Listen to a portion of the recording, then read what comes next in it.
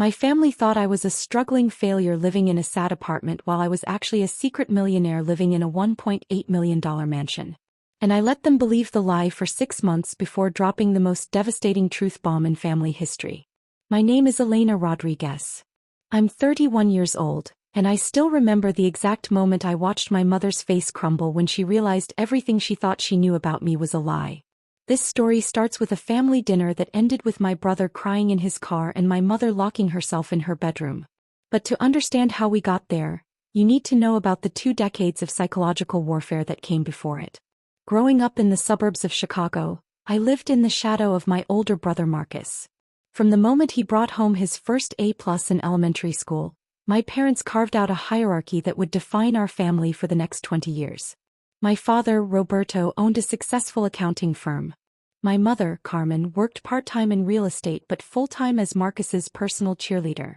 Marcus was everything my parents dreamed of in a son. Star quarterback, student council president, full scholarship to Northwestern, then a corporate job with a title that made my mother beam with pride. Every achievement was celebrated with elaborate dinners and phone calls to every relative in our extended family. His graduation party was legendary in our neighborhood, with my mother displaying a photo slideshow of her golden boy for anyone who would watch. Meanwhile, my passion for technology was treated like a phase I'd eventually outgrow. While Marcus was throwing touchdown passes, I was writing code in my bedroom. When I won a state-level programming competition in high school, my trophy was placed on the bottom shelf of our family display case, practically hidden behind Marcus's collection of sports awards that dominated the top shelves like a shrine. But that was only the beginning. By the time I graduated high school with honors, I had learned that my accomplishments would never receive the same recognition as Marcus's. During my graduation dinner, my mother spent 30 minutes discussing Marcus's recent promotion before briefly mentioning that I had graduated with a 4.0 GPA.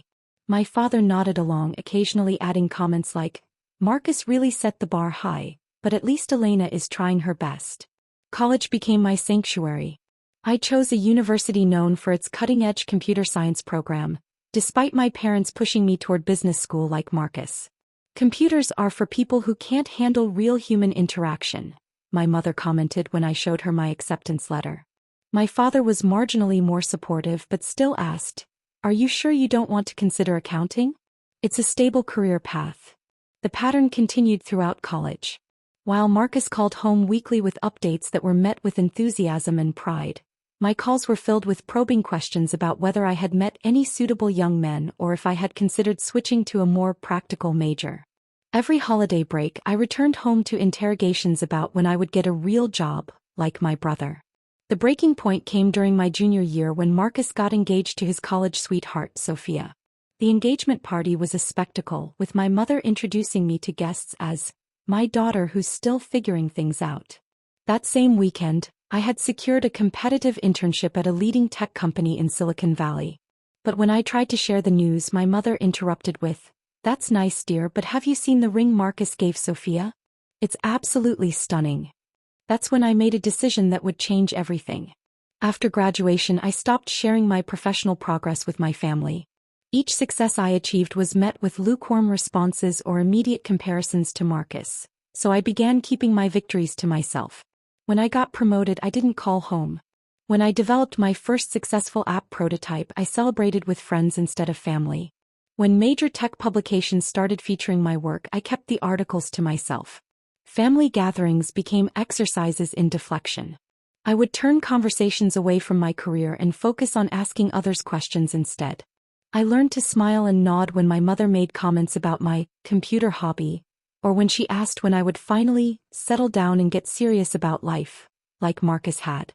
But while my family saw me as the underachieving daughter who was still finding her way, I was actually building an empire they couldn't even comprehend.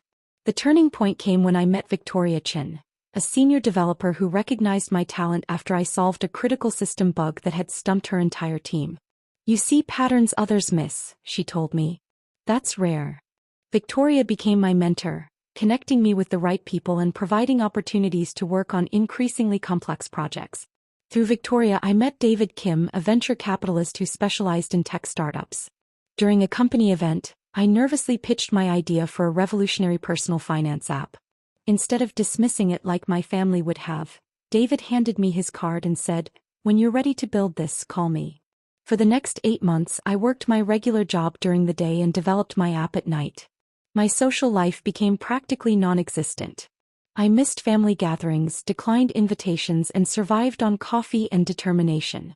There were moments when I wondered if my mother was right about my career choices, but the vision of what I was creating kept me going. The app one developed was called ClearPath, and it was designed to revolutionize how people manage their personal finances. Using advanced algorithms, it could analyze spending patterns, predict future expenses, and provide personalized financial advice that actually made sense. I named it ClearPath because it gave users clarity about their financial future. When I finally called David to present my prototype, he arranged a meeting with investors within days. I walked into that boardroom with shaking hands but a steady voice. The questions were intense, the scrutiny was brutal, but I had prepared for this moment my entire life. By the end of the presentation, David was smiling. "This is exactly what I hoped it would be," he said. Margaret Wells, a notoriously tough investor known for backing only the most promising startups, approached me afterward. "I've seen hundreds of finance apps," she said, "but yours is the first that actually solves problems instead of just tracking them." With Margaret's backing, ClearPath secured its initial investment of $3.2 million. But that was only the beginning. The next 2 years were a whirlwind of success that my family never knew about. ClearPath launched to incredible reviews and gained users faster than we could scale our servers. Revenue grew exponentially, and by the end of our second year, we had over 2.5 million active users paying for our premium features. Major financial publications featured articles about the app, and I was invited to speak at industry conferences around the world. My team expanded from just me to 23 talented developers, financial experts, and marketing specialists. The company was valued at $35 million during our Series B funding round, and I retained majority ownership. Throughout this incredible journey, I shared virtually nothing with my family. When my mother called to tell me about Marcus's new BMW or vacation condo, I would simply say, "That's wonderful for him," and change the subject. When asked about my work, I kept my answers deliberately vague. "It's going well, thanks for asking." I knew they wouldn't understand or appreciate what I had built, so I stopped seeking their validation entirely. But I also started planning something that would change our family dynamics forever. At 30, I found myself in a position I had never imagined possible. I was considering buying my own home, not just any home, but a beautiful modern 4-bedroom house in one of Chicago's most exclusive neighborhoods. The asking price was substantial, but after years of smart investments and ClearPath success, it was well within my budget. Working with realtor Jennifer Martinez, who respected my desire for privacy, I found the perfect property. A renovated Victorian mansion with modern interiors, floor-to-ceiling windows that flooded the rooms with natural light, and a dedicated home office with panoramic views of the city skyline. The previous owner was a tech executive who had relocated to Seattle and needed a quick sale. The day I signed the final paperwork and received the keys was surreal. Standing alone in my empty living room, I felt a sense of accomplishment that needed no external validation. I took a single photo of myself holding the keys, but shared it only with my closest friends and mentors who had believed in me from the beginning. But here's where the story gets interesting. As Thanksgiving approached that year, I made a decision that would either heal my family or destroy it completely. I decided it was time to stop pretending. I had spent 6 months living in my dream home while my family believed I was still struggling in what my mother called my sad little apartment. The deception had gone on long enough. When my mother called to confirm I would be attending Thanksgiving dinner, I simply said, "Yes, I'll be there," without mentioning that I would be driving from my $1.8 million mansion rather than the cramped apartment they imagined. Some revelations I decided were best delivered in person. The morning of Thanksgiving, I stood in my gourmet kitchen, sipping coffee from a custom mug, mentally preparing for what I knew would be the most important family gathering of my life. I had already decided to bring an expensive bottle of wine and gourmet desserts from the city's most renowned bakery, subtle hints of my financial comfort without directly flaunting it. I called my best friend Isabel while getting ready. We had met in college and she had witnessed every family disappointment since. "Are you absolutely sure you want to do this?" she asked when I explained my plan. You could always fake being sick and spend the day binge-watching shows instead. I need to do this, I replied, putting my phone on speaker as I selected my outfit carefully. I've been avoiding real conversations with them for years. Maybe it's time for some honesty. Isabella sighed. Just remember what we discussed. You don't owe them explanations for your success, and you're allowed to set boundaries. If Carmen starts with her usual comparisons, you have my permission to leave immediately and come to my place for leftover pizza and wine. Before leaving, I took one last look around my beautiful home. The contrast between my reality and my family's perception couldn't have been more dramatic. With a deep breath, I grabbed my keys, the wine, and the bakery boxes, then headed to my car, a sleek black Tesla I had purchased 6 months earlier but had never driven to my parents' house. The drive from Chicago to my parents' suburban home took nearly an hour. With each mile, I felt myself transforming from confident tech entrepreneur to insecure daughter seeking approval. I played my power playlist, songs that reminded me of my strength and accomplishments, trying to maintain the confidence I had worked so hard to build. My parents' house looked exactly as it always had, meticulously maintained colonial with perfect landscaping and a fall wreath on the front door. My mother's car was parked in the driveway alongside my father's luxury sedan. Marcus's new Range Rover was already there, prominently positioned where visitors would notice it immediately. Before I could ring the bell, the door swung open to reveal my mother, Carmen, impeccably dressed in a burgundy cashmere sweater and her signature pearl necklace. Elena, finally. Everyone's already here. No hug, no, how are you? Just a subtle reminder that I was late, though I had arrived exactly at the time she had specified. Happy Thanksgiving, Mom, I said, handing her the wine and desserts. I brought a Cabernet from that vineyard Dad mentioned enjoying, and chocolate mousse cake from Lawrence Bakery. She examined the wine label with raised eyebrows. This is quite expensive. Did you put this on your credit card? Before I could respond, she continued, well, it's thoughtful that you're trying to contribute something special. Come in. Marcus has been telling everyone about his new promotion. The living room was filled with familiar faces. My father Roberto reading the newspaper while pretending to watch football, my Aunt Rosa and Uncle Miguel engaged in quiet conversation, my cousins Daniel and Maria comparing photos on their phones, and of course Marcus holding court from the best seat in the room with his fiancée Sophia beside him. Look who finally decided to join us, Marcus announced as I entered. He stood to give me a brief hug. I was just showing everyone pictures of the new house. 5 bedrooms, 3.5 baths and a 3-car garage. The previous owners even left their hot tub. That's wonderful, I said, genuinely trying to be happy for him despite his condescending delivery. Congratulations on the new place. Sophia, whom I had met only a few times, gave me a warm smile. Marcus says you work in technology. That sounds fascinating.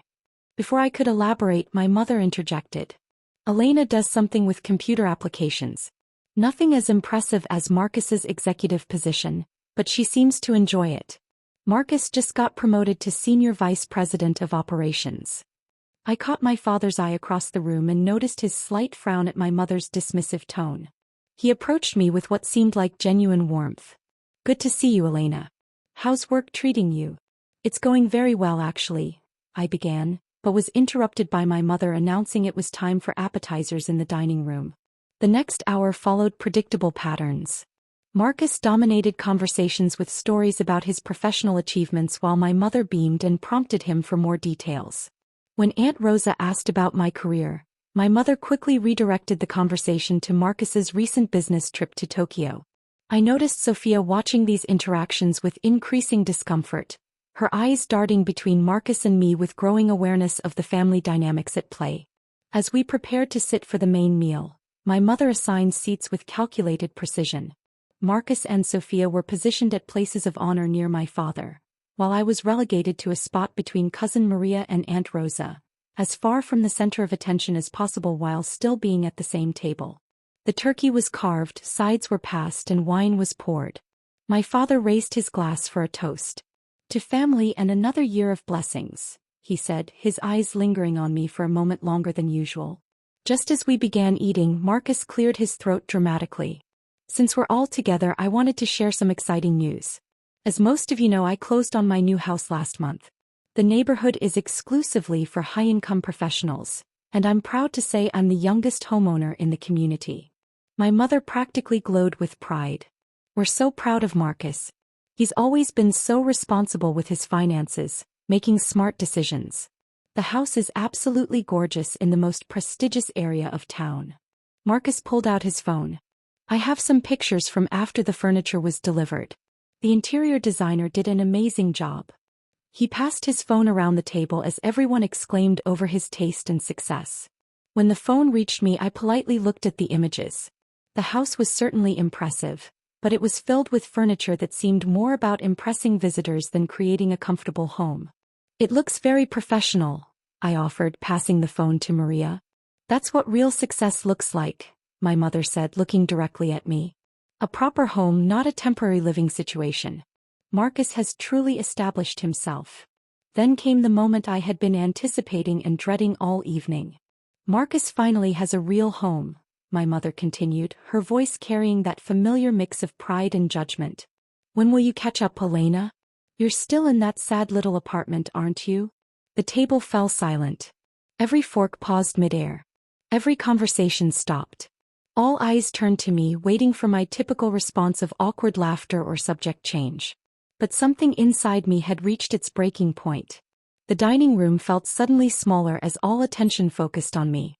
My mother's question hung in the air like a challenge, heavy with its familiar implication. Marcus succeeds, Elena falls short. The turkey was getting cold, the cranberry sauce congealing on china plates that had been in our family for generations. I set down my fork deliberately, took a small sip of water and smiled.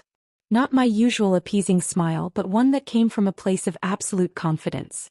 I did, I said calmly. I just didn't invite anyone who doubts me. The words landed like a grenade dropped into still water. My mother's smile froze, then slowly faded as she processed what I had said.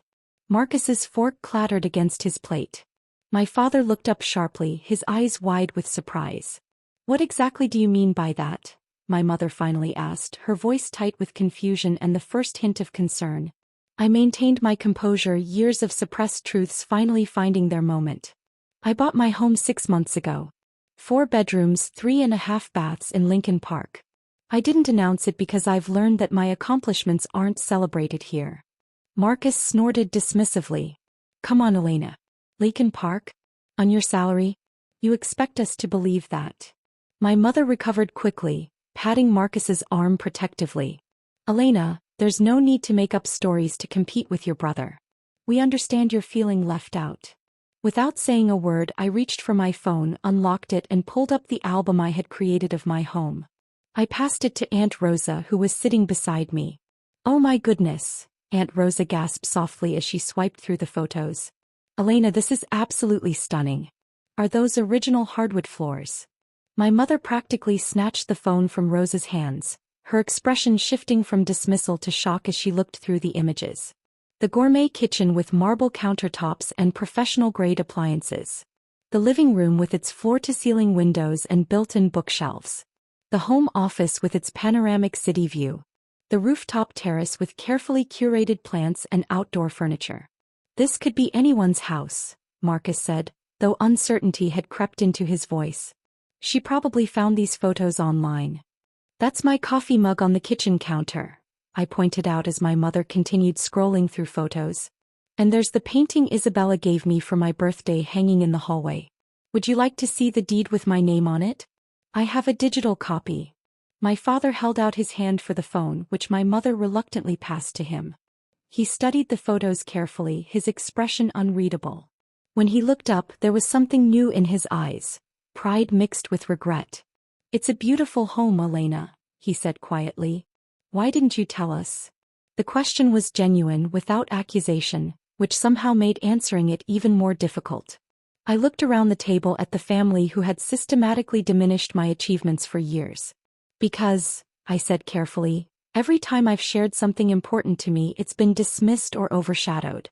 My apartment was always sad, or temporary. My career was just playing with computers. I stopped sharing my life because it became clear that no one here valued it. My mother's face flushed red. That's completely unfair, Elena. We've always supported both our children equally. Aunt Rosa made a sound somewhere between a cough and a laugh. Carmen, I love you, but that's simply not true. I've watched you compare these two for years, always with Marcus coming out on top. Stay out of this, Rosa, my mother snapped, her composure cracking. She turned back to me, her voice rising. So you bought a house and didn't tell your own family? What kind of daughter does that? The kind who got tired of being made to feel inadequate, I replied, my voice remaining steady despite the emotions churning inside me.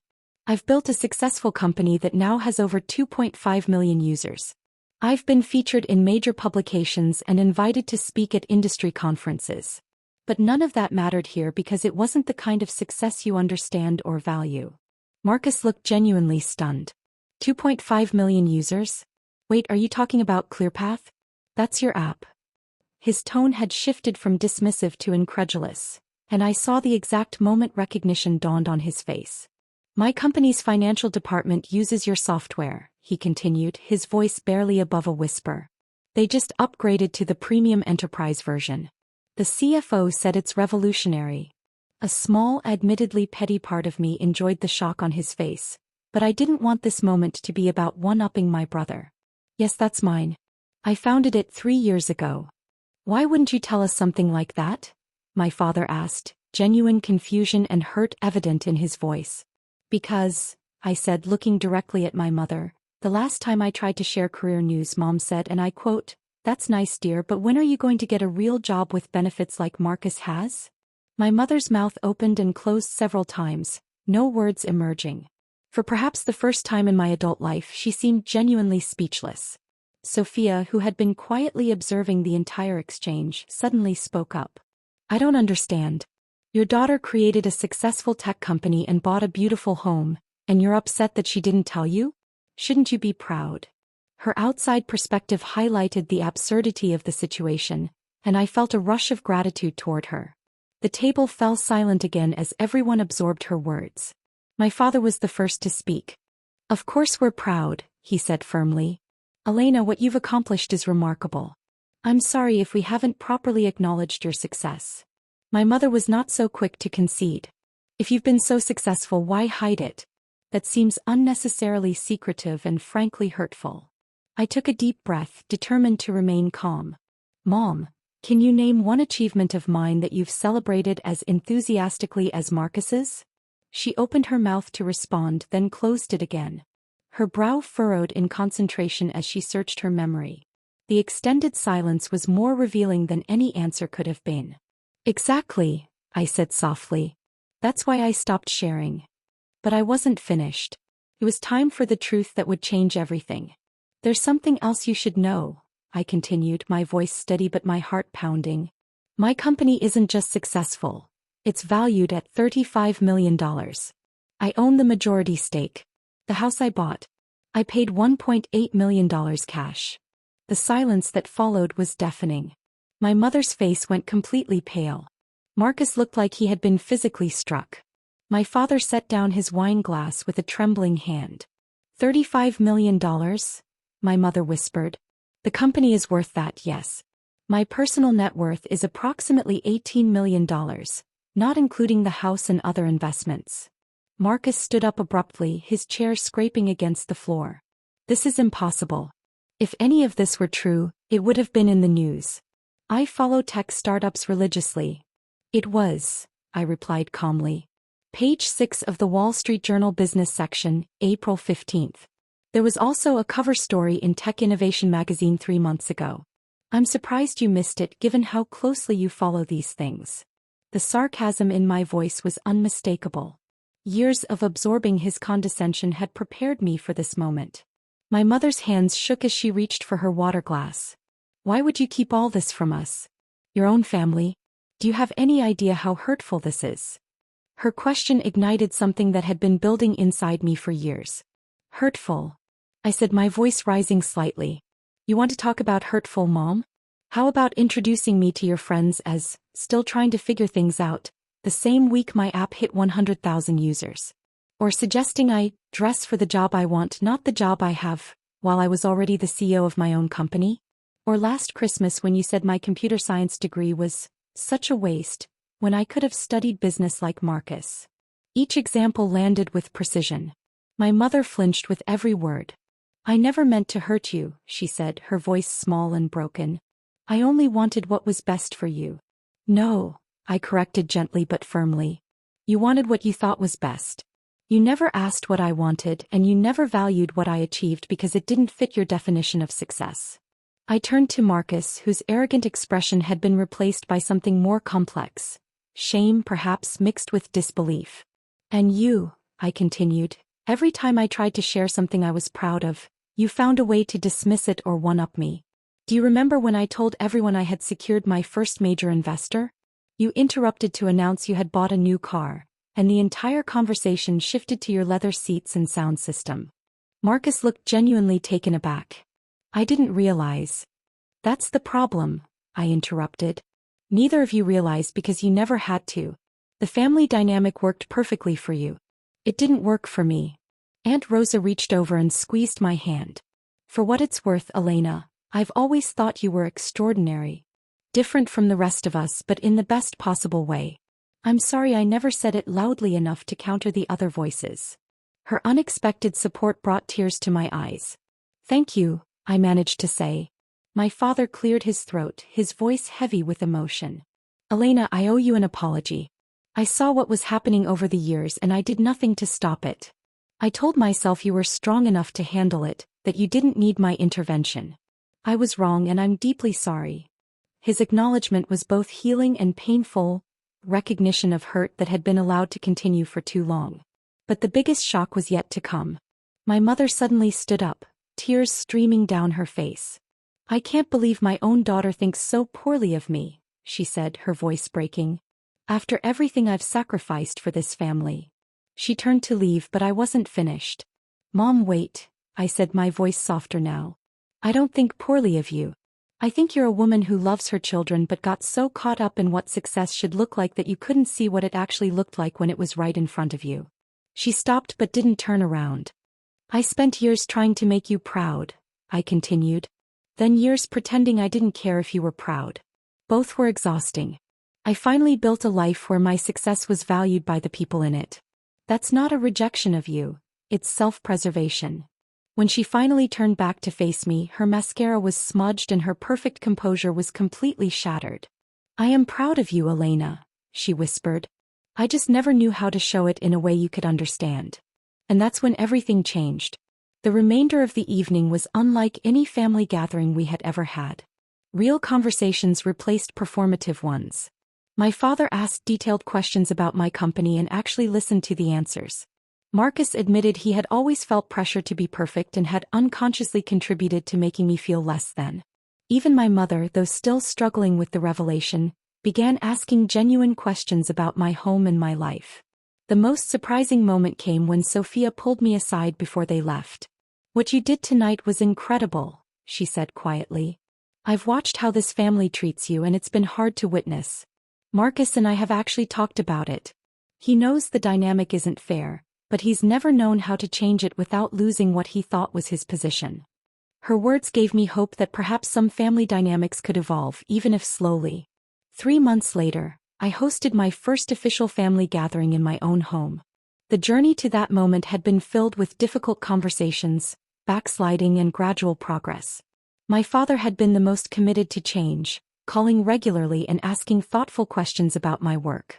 My mother was still adjusting, but she had begun to engage with my life in ways that felt genuine rather than performative. Even Marcus had made efforts to connect with me as a person rather than a competitor. He had visited my office, met my team, and seemed genuinely impressed by what I had built without the need to compare it to his own achievements. That night, as I prepared for bed in my beautiful home, I reflected on the journey that had brought me here. Speaking my truth had been painful, but it had created the possibility for authentic relationships. Some people had been able to change when confronted with their impact. Others might never fully understand, but that was their limitation, not mine. I had learned that my worth wasn't determined by those who couldn't see my value. It was inherent, unchangeable, and entirely my own to recognize. For anyone watching this who has ever felt invisible in their own family, who has achieved success that went unrecognized, or who has had to choose between seeking approval and living authentically, you know that your worth isn't determined by other people's ability to see it. Sometimes breaking toxic patterns requires breaking the silence that protects them. Sometimes the families we choose become as important as the ones we're born into. And sometimes the greatest revenge isn't about punishment. It's about living so authentically that the truth becomes undeniable. My name is Elena Rodriguez. I'm 31 years old. And I'm no longer anyone's underachiever.